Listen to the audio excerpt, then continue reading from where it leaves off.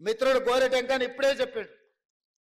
నాకు కొంచెం ముఖ్యమంత్రి గారిని చూస్తే ఏందో ఈ వేదిక మీద ఉన్నా ఉండకపోయినా ఎట్లా 14 నెలల్లో ఏ రోజు కూడా గోరెటెంకని వచ్చి నన్ను అడిగింది లేదు, నన్ను కలిసింది లేదు.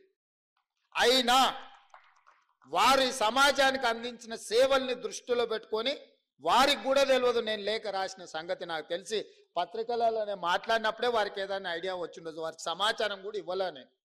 నేను నా బాధ్యతగా భావించిన, నాతోని విభేదించినా సరే లేదా సమాజం కోసం వాళ్ళు నాతోని విభేదించినా ఇంకోరితోని విభేదించినా అనే దానికంటే 4 కోట్ల తెలంగాణ ప్రజలతో వాళ్ళు ఉన్నారు.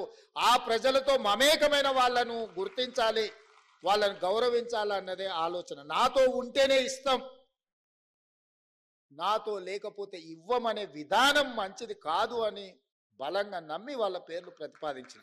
నేను ఈరోజు ఇక్కడికి వచ్చిన గద్దరన్న అభిమానులను వేదిక మీద ఉన్న పెద్దలు నేను అడుగుతున్నా, నేను ప్రతిపాదించిన గద్దరన్న కావచ్చు, చుక్కా రామయ్య గారు కావచ్చు, లేకపోతే అందశ్రీ గారు కావచ్చు, జయ జయ హే తెలంగాణ అందించిన అందశ్రీ గారు కావచ్చు, గోరెటెంకన్న కావచ్చు, జయధీర్ తిరుమలరావు గారు కావచ్చు, ఎవరు ఎందులో తక్కువ అని నేను అడుగుతున్నా. పక్క రాష్ట్రంలో 5 మందికి ఇచ్చిండ్రు. ఆ 5 మంది కంటే ఈ 5 మంది ఏమైనా తక్కువనా? ఈ సమాజానికి మా వాళ్ళు ఆదర్శంగా లేరా? నేను ఒక పద్ధతిలో ప్రధానమంత్రి గారికి మా ఆలోచనను, మా బాధను, మా నిరసనను కేంద్ర ప్రభుత్వానికి ఒక వేదిక మీద నుంచి తెలియజెప్పి లేఖ రాస్తున్నామని చెప్పిన. కేంద్ర ప్రభుత్వం జరిగిన తప్పును సవరించుకొని భవిష్యత్తులో అయినా సరిదిద్దుకుంటుందని నేను భావించిన. కానీ దురదృష్టవశాత్తు కేంద్రంలో మంత్రిగా ఉండే వ్యక్తులే మేము ఇవ్వం గద్దరన్నకు మేము ఎలాంటి గౌరవించము అని మాట్లాడితే నేను ఒక్క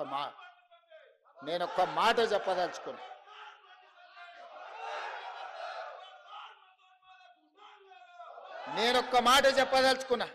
మళ్ళొక్కసారి మీరు మీ పార్టీ గద్దరన్నకు వ్యతిరేకంగా గద్దరన్న గౌరవాన్ని కించపరిచేటట్టు మాట్లాడితే మీ పార్టీ ఆఫీసు ఉన్న ప్రాంతానికి గద్దరన్న పేరు పెడతా.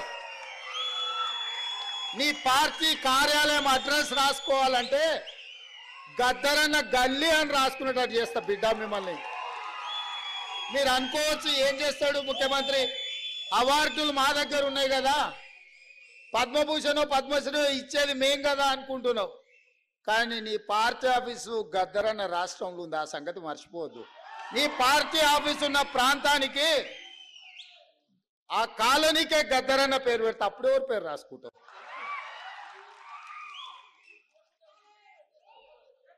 ప్రతిదానికి మా దగ్గర మందుంది స్వామి. ఇంతకు ముందు ఆయన కూడా గిట్లనే నీలిగిండు, గద్దరన్నని గేటు బయట కూర్చోబెట్టిండు. ఏమైంది? గేటు బయట కూర్చోబెట్టిన ఆయన లోపల ఉన్నాయన గద్దె మీద కూర్చున్నాయన గొప్ప అనుకున్నాడు. కానీ చూస్తుంటేనే ఆయన గద్దె కూలింది, గేట్లు బద్దలైనాయి. గద్దరన్న వారసులు లోపలుండ్రు. గద్దరన్నని గేటు బయట కూర్చోబెట్టినోడు ఇవాళ గేటు దగ్గర కూర్చొని ఎవరన్నా వస్తారా అని వాళ్ళకరించడానికి ఎదురు చూస్తున్నాడు చకోర పక్షిలాగా. గాయనకే గంత గతి పడితే నీకెంత పడుతుంది స్వామి? నువ్వు అర్థం చేసుకో. నువ్వేమి ఇయ్యకు, నిన్ను ఇయ్యమని ఇంకా అడగను. నువ్వు ఇయ్యనందుకు నిరసన తెలుపుతా. ఎట్లయితే గద్దరన్నని గేటు బయట కూర్చోబెట్టినోనికి పట్టిన గతి ఉందో వచ్చే ఎన్నికల్లో నీకు గదే గతి పడుతుంది. ఓట్ల విప్లవం వస్తుంది. గంటలో నువ్వు కొట్టుకపోతావు. మేము గద్దరన్నకి ఇవ్వాల్సిన గౌరవం కేంద్ర ప్రభుత్వం నుంచి మేమే ఇప్పిస్తాం. రాహుల్ గాంధీతో మేమే మాట్లాడతాం. అడగం, సంతకం పెడతాం. గద్దరన్న గౌరవం ఇచ్చడానికి కేంద్ర ప్రభుత్వం నుంచి నువ్వు మర్చిపోకు. అహంకారం అనేది మంచిది కాదు. విభేదాలు ఉండొచ్చు, సైద్ధాంతికపరమైన విభేదాలు ఉంటే. చరిత్రలో సైద్ధాంతికపరమైన విభేదాల మీద చర్చించుకున్న వాళ్ళు లేరా? గౌరవించుకున్న వాళ్ళు లేరా? మరి మీరెందుకు ఇంత అహంకారపూరితంగా వ్యవహరిస్తారు? అప్పుడప్పుడు మా పాశం యాదగిరి అన్నను మమ్మల్ని ఎడా పడా చెడా పడా తిడతానే ఉంటాడు. అంత మాత్రాన మా యాదగిరి అన్నను మేము వదులుకున్నామా?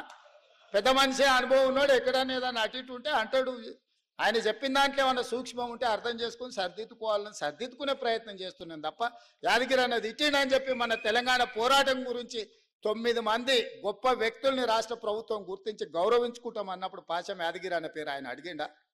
అడగలేదే. మా ప్రభుత్వము 9 మంది గొప్ప వ్యక్తులను తీసుకున్నాడు, వారిని కూడా అందులో చేర్చినాము, గోరెకి వెంకన్నను కూడా అందులో చేర్చినాము, జయరాజును కూడా చేసినాము, బండి యాదగిరిని చేసినాము. ఇట్లాంటి కుటుంబాలను, గద్దరన్న కుటుంబాలను ఈరోజు గుర్తించినము. సో ఇట్లా ఈరోజు ప్రభుత్వం అనేది నిరంతర ప్రక్రియ.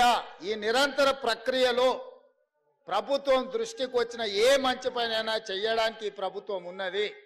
అందుకే ఈరోజు ఈ వేదిక మీద నుంచి నేను ఒక్కటే మాట చెప్పదలుచుకున్నా. ఈ ప్రభుత్వం ప్రజలది. ప్రజలు ఏం కోరుకుంటున్నారో ఆ విధానాలను కొనసాగించడమే మా బాధ్యత. ఇవాళ యూనివర్సిటీల వైస్ ఛాన్సలర్లను వేసినాం. ఉస్మానియా యూనివర్సిటీకి 100 ఏళ్ళ చరిత్ర ఉంటే 100 ఏళ్ళలో ఒక దళితుడు కూడా ఉస్మానియా యూనివర్సిటీకి వైస్ ఛాన్సలర్ కాలే. మొదటిసారి కంచె ఐలయ్య గారికి, వేదిక మీద ఉన్న లేకపోతే కాకి మాధవరావు గారికి, వీళ్ళందరికీ విషయం తెలిసి ఉండాలి. మొదటిసారి ఉస్మానియా యూనివర్సిటీకి అక్కడ చదువుకున్న ఒక విద్యార్థినే ఇవాళ వైస్ ఛాన్సలర్గా నియమించినాము. 100 ఏళ్లలో జరగంది ఈరోజు ఈ ప్రభుత్వంలో జరిగింది. అంబేద్కర్ యూనివర్సిటీలో రిజిస్ట్రార్గా పనిచేసిన వ్యక్తే ఈరోజు అంబేద్కర్ యూనివర్సిటీకి వైస్ ఛాన్సలర్ అయ్యింది. ఇవాళ యూనివర్సిటీల వైస్ ఛాన్సలర్ సామాజిక న్యాయాన్ని గుర్తుపెట్టుకొని ప్రతి దగ్గర ఒక క్రమ పద్ధతిలో, వాళ్ళు ఎవ్వరు మమ్మల్ని కలవలేదు, పైరవి చేయలేదు, అయినా వాళ్ళని గుర్తించి గౌరవించాలనుకున్నాం. ఈ ప్రభుత్వం చేసింది. ఇది సరిపోతుందంటే సరిపోదు, ఇంకా చేయాల్సిన అవసరం ఉంది. మేము చెయ్యాలంటే మీరందరూ మాకు అండగా నిలబడాలి. ప్రొఫెసర్ పురుషోత్తంకి హైయర్ ఎడ్యుకేషన్ లేచినాం సోదర. ప్రొఫెసర్ పురుషోత్తంని అందరినీ హైయర్ ఎడ్యుకేషన్లో వారిని పొలిటికల్ జేఏసీకి వారు చేసిన సేవల్ని గుర్తించి ప్రొఫెసర్ పురుషోత్తం గారిని వేసినాం. ఆయన కూడా నన్ను ఏం అడగలే. ఎవరెవరికైతే బాధ్యత ఇచ్చినో ఏ ఒక్కరు కూడా ఈ ప్రభుత్వానికి వచ్చి విజ్ఞప్తి చెయ్యలేదు.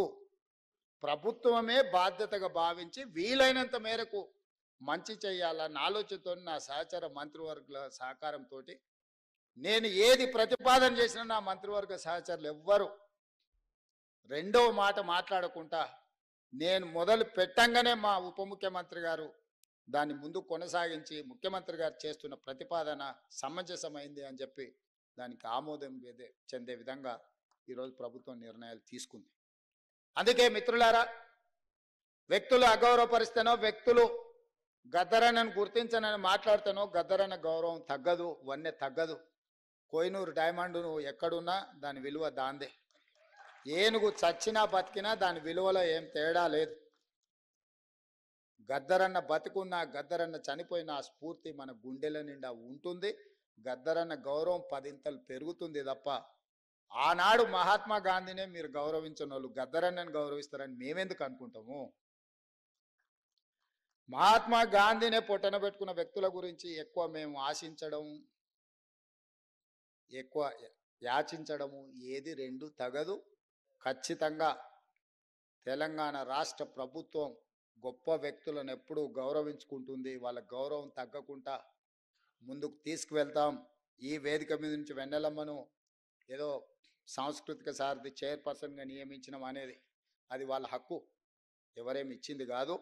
వారి గద్దర్ కూతురుగా వారికి ఆ కళాకారుల యొక్క బాధ ఆ కుటుంబానికి తెలిసి అందరికంటే గొప్పగా. అందుకే నేను బాధ్యతగా భావించి వెన్నెలమ్మకు కూడా జీవో ఇచ్చే వరకు నాకు తెలిసి తెలియదు. ఆ కుటుంబానికి కూడా జీవో చూసుకున్నాకనే ఆవిడకు కూడా చాలామంది నాయకులు అడిగినారు. నాయకులకు ఇయ్యలే. నేను చెప్పిన ఇది నాయకులను నియమించే కుర్చీ కాదు, ఈ సానుభూతితో వాళ్ళ పట్ల కుటుంబ సభ్యులుగా భావించే వ్యక్తులకు ఇవ్వాల్సిన స్థానము అని చెప్పి గద్దరన్న బిడ్డను మన సోదరిగా భావించి మేమందరం నియమించినాము. ఈరోజు ఇంతమంది ఇక్కడికి వచ్చి గద్దరన్న స్ఫూర్తిని కొనసాగించడానికి, గద్దరన్న ఆనాడు బట్టన్న పాదయాత్రలో వారు ప్రజల దగ్గరికి వెళ్ళినప్పుడు, వారు నడిచినప్పుడు వారి దృష్టికి తీసుకొచ్చిన సమస్యల్ని పరిష్కరించడానికి ఈ ప్రభుత్వాన్ని ఆశీర్వదించండి, ఈ ప్రభుత్వాన్ని ముందుకు నడిపించండి. అవసరమైనప్పుడు సలహాలు సూచనలు ఇవ్వండి. ఎప్పుడు మీ సలహాలు సూచనలను తప్పకుండా ఈ ప్రభుత్వం పాటిస్తుంది. కంచె ఐలయ్య గారు సూచన చేస్తే వీరనారి చాకల ఐలమ్మ పేరు మీద యూనివర్సిటీ, మహిళా యూనివర్సిటీని పెట్టుకోవడం జరిగింది. ఒకే మాటలో వారు ఒక్క నిమిషంలో మాట్లాడితే తక్షణమే నిర్ణయం తీసుకున్నాం. సురవరం ప్రతాప్ రెడ్డి గారి పేరు పెట్టుకోవాలి ఆనాడు మనకు విముక్తి కోసం పోరాటం చేసిందంటే చెప్తే మనం వెంబడే దాని మీద కూడా నిర్ణయం తీసుకున్నాం. సో ఈ సమాజానికి అవసరమైన నిర్ణయాలు తీసుకోవడంలో ఈ ప్రభుత్వానికి భేషజాలు లేవు. ఎవరైనా తెలంగాణ సమాజానికి ఉపయోగపడే సలహా సూచన ఏది ఇచ్చినా ఈ ప్రభుత్వం పాటిస్తుంది. గద్దరన్న గౌరవం పెంపొందించే విధంగా ఈ ప్రభుత్వం ముందుకు వెళ్తుంది అని చెప్పి మీ అందరికి తెలియజేస్తూ మీ అందరి దగ్గర సెలవు తీసుకుంటున్నాం.